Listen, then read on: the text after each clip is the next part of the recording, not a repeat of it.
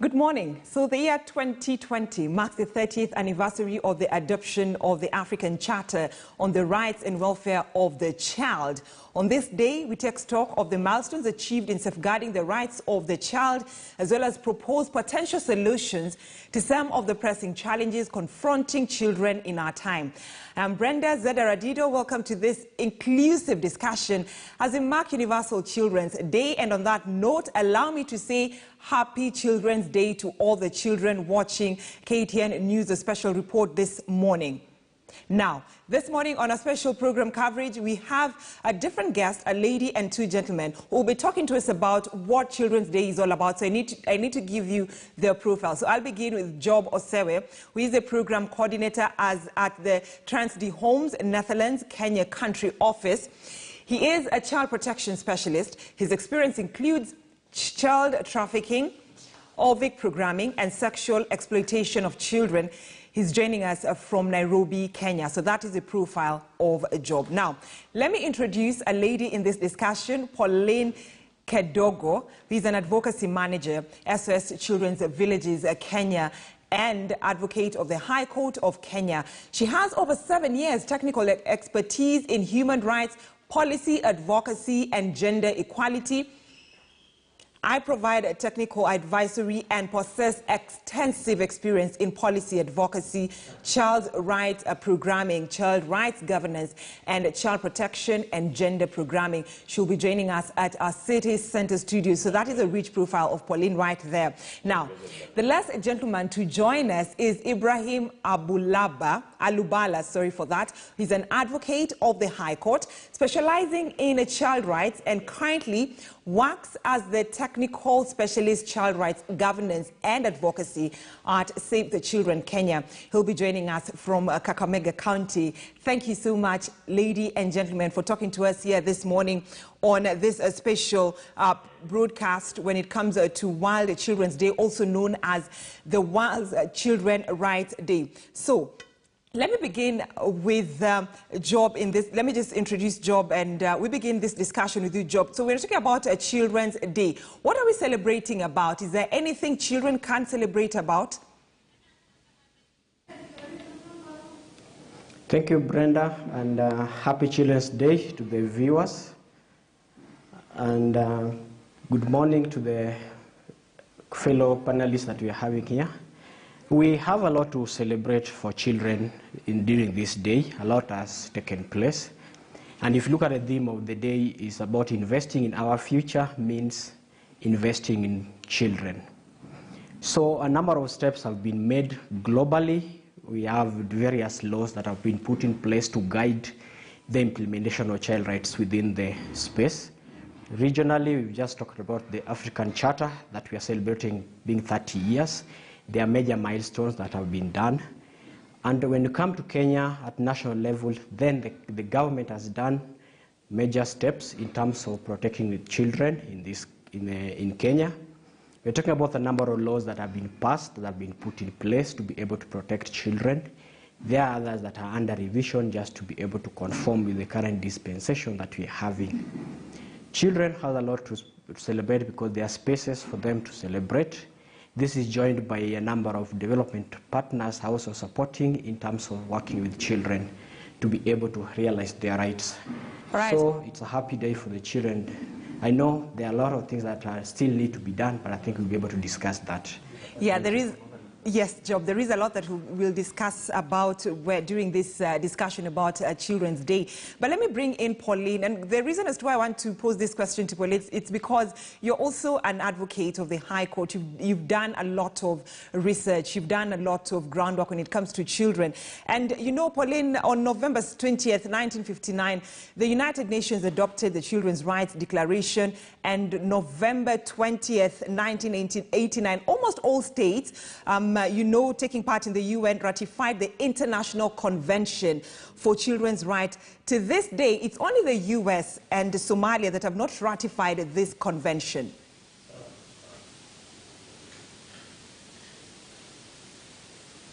Pauline?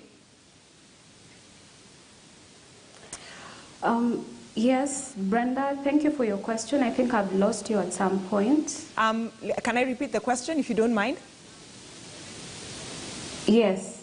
Okay, I'm talking about the ratification of the UN Convention, and it is all states, all countries, except 2, have ratified that convention. And those 2 countries that have not ratified the convention is the United States and Somalia. So what is the reason as to why Somalia and the US have not ratified this convention that was actually brought about, that was adopted in 1989, November 20th?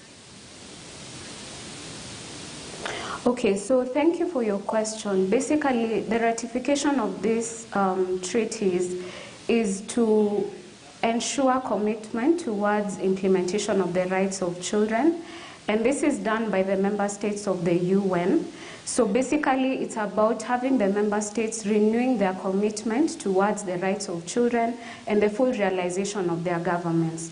So I may not have the reasons as to why the 2 countries have not ratified, but basically the process is just to ensure that once you ratify these treaties, you become part and parcel in implementing all the provisions that are under the conventions and all these other treaties. All right, so let me draw it back home. Let me bring it closer home, Pauline. So Kenya is among the countries that have ratified this convention, but still, children here in the country don't feel protected by the government that is supposed to give them protection. Yes, so I acknowledge that Kenya has actually ratified this convention and has actually domesticated these conventions into the Constitution, the African Charter, the Children's Act, amongst other laws and policies in place.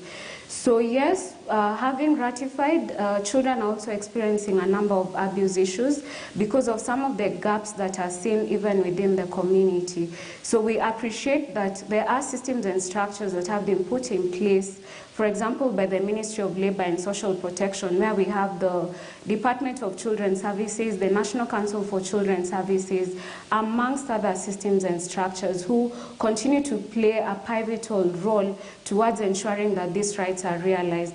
And some of these gaps maybe that I could speak to. One, I will talk about the issue of budgeting for children in the country.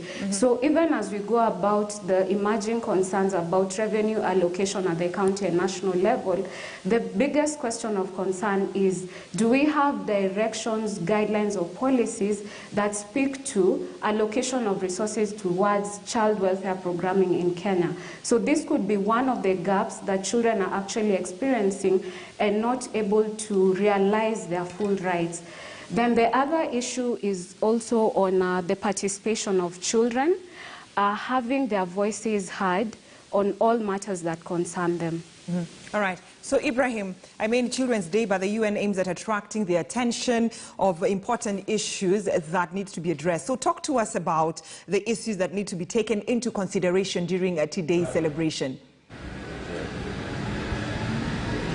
Yeah, thank you very much, and once again, good morning to our viewers from all over the country.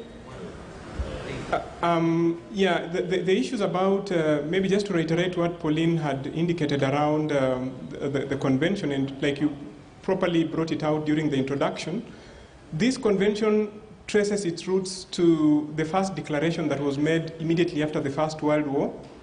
That is when the international community turned its attention to look at issues of children, and they insisted that children should have, certain rights regarding education, regarding healthcare, regarding protection, and so forth and so on. This was amplified after the Second World War in the convention that you've just mentioned, the second, not convention, but declaration, the Second Geneva Declaration of 1959, which was endorsed on the 20th of November. And that's the reason why we actually mark this day as the International Day of the Child. Now, in 1979, the international community began efforts around developing a binding legal instrument that would protect children. And this was suggested by the Republic of Poland. But this convention took 10 years to draft. So between 1979 and 1989, the international community was involved in the drafting of the document. And like you rightly pointed out, there are quite a number of rights that are envisaged in this convention. like you've also rightly mentioned, this is the most widely ratified instrument, with only the countries that you mentioned failing to deposit instruments of ratification. So there have been an attempt to actually push these countries to ratify. And at one point, the USA indicated that it would ratify during Obama's administration, but we've not seen that happening. They have raised a number of issues regarding issues around age, of definition of the age, but they are yet to ratify. Somalia is a different case because we know that they have not had a stable government since the collapse of the Said Barre regime in 1991. But we are hoping that once they put their act together and they have a good government, they'll probably ratify so that we have what we call universal ratification. But going back to your question around, okay. No, kindly finish your statement, Ibrahim, it's okay. No, going back to your question around the implementation, we've had a lot of challenges on aspects of health, on aspects of education, on aspects of child protection, and participation of children, because these are the four main categories. And we know here in Kenya, we have much as we've improved in terms of child survival statistics, we still haven't achieved that. We've seen a lot of child protection cases rising, particularly in light of the COVID-19. All right. We have seen child participation platforms not being operationalized, so there are quite a number of challenges as we look at the implementation of this convention. Thank you.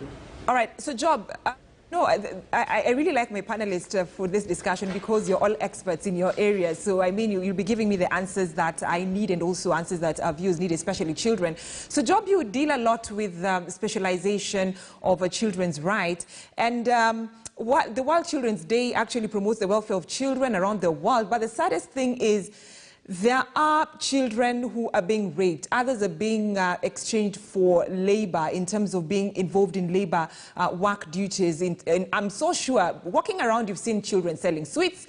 You've seen children working as house girls, you know, children who are underage, children who are not, have not attained the age of 18. Yet we are talking about protecting the child, the right of the child.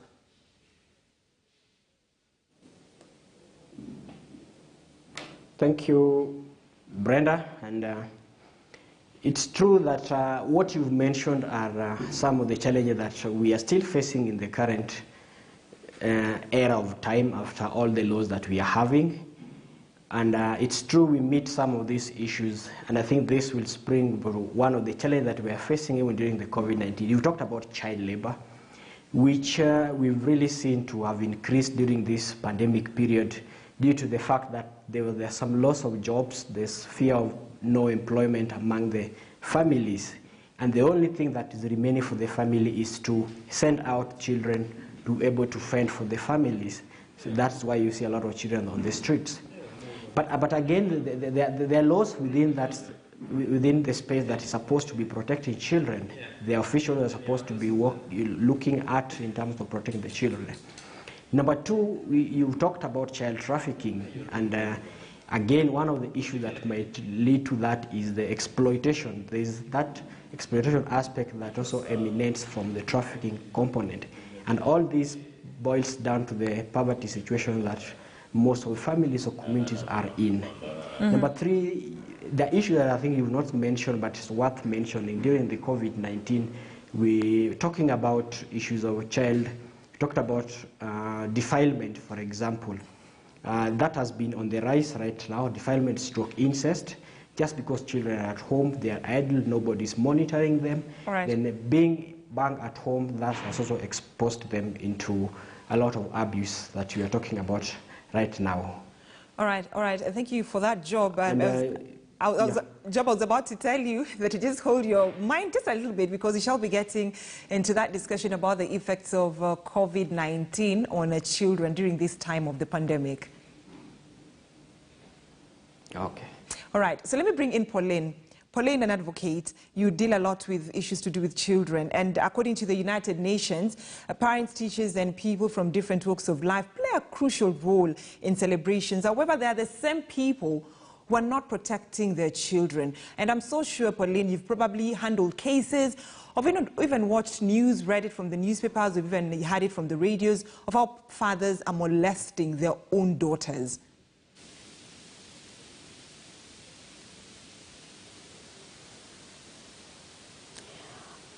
Yes, Brenda, maybe perhaps just to start off from your conversation around the fathers molesting their children and all that, maybe I just want to mention that in 2019, the Violence Against Children survey was conducted in Kenya, and out of that survey, the findings actually brought to light that children experience the worst forms of violence within the family as the first place that they consider their place of safety. So this is to actually show us that much as there are mechanisms that have actually been put in place to protect these children, there are other gaps that are realized as a result of that. So there's need for one, raising awareness on the rights of the child, starting from the family level, the community level, county, national level, all those levels, raising awareness on the rights of the child. But secondly, we also need to have these children have their voice as part of this awareness raising, because they have rights and they also have responsibilities. Mm-hmm. The other thing is to ensure that laws are being enforced, because Kenya has a number of laws that talk about the protection of children. Constitution Article 53 talks about protecting children from all forms of violence, physical, emotional, and other different forms. We also have the Children's Act that has set out safeguards for these children, and other supporting laws that also talk about stiff penalties towards anybody who violates the rights of children. Right. So this is a space that we need to take to ensure that those perpetrating children, whether at family or community level, are actually brought to book. All right, and Pauline, just stay with me, Pauline, because you said something really important, that children, we need to hear the voices of the children. The voices need to be heard. So how can the voices be heard? Through what sort of channel can the children use to ensure that their voices are heard by the people who are supposed to be taking care of them? Okay, so maybe I'll start by just mentioning that in this whole aspect of child rights programming, we look at the different developmental milestones of children. So for example, a teenager, 15 to 18 years, is able to express themselves on a number of issues. So it's about providing those child-friendly spaces to these children. And in Kenya, the government and other partners have come up with these platforms that you're actually talking about, and I'll just give examples. We have the Kenya Children's Assembly, which is supported by the National Council for Children's Services and the Department of Children's Services. So these are platforms where children meet, they deliberate on a number of issues, whether they touch on protection, governance, budgeting, participation, an array of issues where they can actually challenge the governance in the country so that their voice is heard. And we've actually had these children giving their voice into the current review of the Children's Bill from the different counties in Kenya. Then secondly, we have other community-based platforms, such as the child rights clubs, which are in a number of schools. And just to mention that even in our laws and policies, the Basic Education Act actually has a structure, the Board of Management, which has the provision of a child to participate and challenge on issues related to education or the governance in schools. All right. So these are just examples of these platforms. And just to reiterate the fact that participation is a constitutional right for all citizens, including children, and this goes hand in hand with the child participation guidelines of 2008 that are already in place for Kenya and for practitioners to ensure that these children actually participate and have their voice heard. All right. Thank you. All right. So Ibrahim, when you're talking about, you know, it's good that Pauline has said that children can use the child-friendly space to raise their voices. But when you're talking about child-friendly spaces, let's have a look at it, you know, through the internet in terms of technology. Some of the content that are put out there for children are really, it's really worrying for parents, because some of the things that they get to see what their children watch or the people they interact with really causes a lot of panic. Yes, it's true, Brenda, because when we look at child participation, it's supposed to be guided also. It's not just supposed to be absolute, because we know that exposing these children, especially to, like you've mentioned, internet, can also have its own, downside. And we are seeing that a lot when we are having online learning. Parents are actually allowing children to, access different platforms so that they can get their education. But beyond that, children could actually be, could try to do other things, like, for example, access other sites that might prove detrimental to them. So one thing that we've kept on insisting is that the child participation, much as it's a right that is recognized, and use of internet, it should be guided, and parents should actually, or parents or caregivers should actually take the responsibility to ensure that the sites that their children are accessing are actually safe and are not detrimental to their well-being. We have witnessed cases where what we now call grooming of children is happening via internet, where children actually meet people who, eventually turn out to be child traffickers. We've seen cases where people meet up, children turn out, meet pedophiles through internet. And because children are impressionable, these people can actually use a language that can actually, draw your children to them, and eventually you lose them out of that. So one thing that we are saying in this time, particularly when children are accessing online learning, is that even as you leave your children to access internet, please exercise parental control and ensure that the children are actually accessing sites that are beneficial to them. Parliament has also done its bit in terms of enacting legislations around protecting children from such. The Misuse of Computers and Cyber Crimes Act has very elaborate provisions around protecting children and generally everybody. All right. But again, the challenge lies with the enforcement of some of those legislations. All right. We saw, I think, a month ago, the High Court declaring that law to be unconstitutional because it didn't go through Senate. And we are hoping that some of these things will be addressed so that in the fullness of time, we can have legislations that actually protect children. Pauline also mentioned that the Children Act of 2001 is currently under review. We now have the Children's Amendment Bill 2020. Fortunately, myself and Pauline were actively involved in the development of that piece of legislation, and we can confirm that it has very strong provisions around protecting children on some of the aspects that you've mentioned. All right, and we shall be getting into the sort of the different types of laws that are here in the country when it comes to protection of children. And as we take that short commercial break right now, gentlemen and ladies, stay with me. We are taking a short commercial break. I leave you with this quote of the UNICEF Executive Director, Anthony Lake, and it says, on this Children's Day, we must confront the uncomfortable truth that around the world, the rights of millions of children are being violated every day. A short commercial break. I'll be right back.